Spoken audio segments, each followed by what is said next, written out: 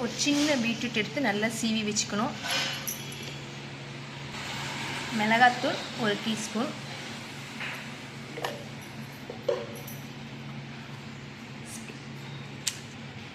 உப்பு 1 teaspoon. First கொஞ்சம் தண்ணி ஊற்றி இதை அப்படியே மிக்ஸ் பண்ணிக்கலாம். ஆயில் கொஞ்சம், கோதுமை மாவு,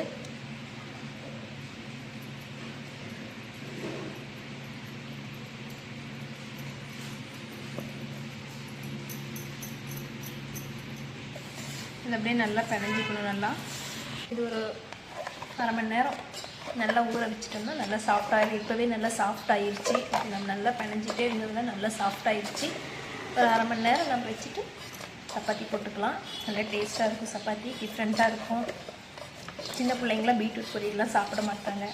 இந்த மாதிரி போட்டு கொடுத்தோம்னா ஹெல்த்தியாகவும் இருக்கும். சப்பாத்தியோட மிக்ஸ் பண்ணி கொடுத்தோம்னா. பாருங்கள், பீட்ரூட் சப்பாத்தி மாவு நல்லா சாஃப்டாக ரெடி ஆயிடுச்சு. இதை நம்ம நல்லா உருட்டிக்கலாம்.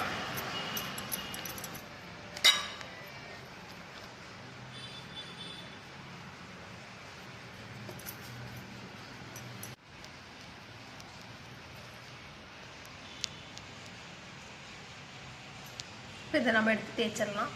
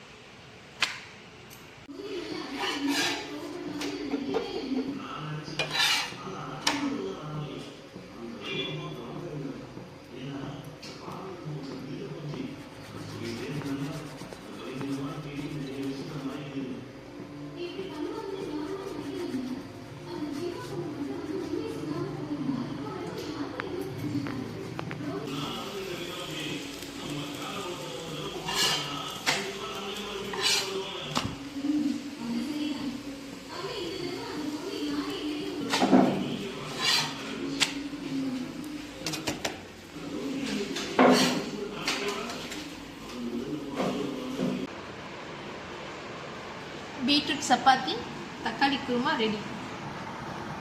லைக் பண்ணுங்கள், ஷேர் பண்ணுங்கள், சப்ஸ்கிரைப் பண்ணுங்கள் ஃப்ரெண்ட்ஸ்.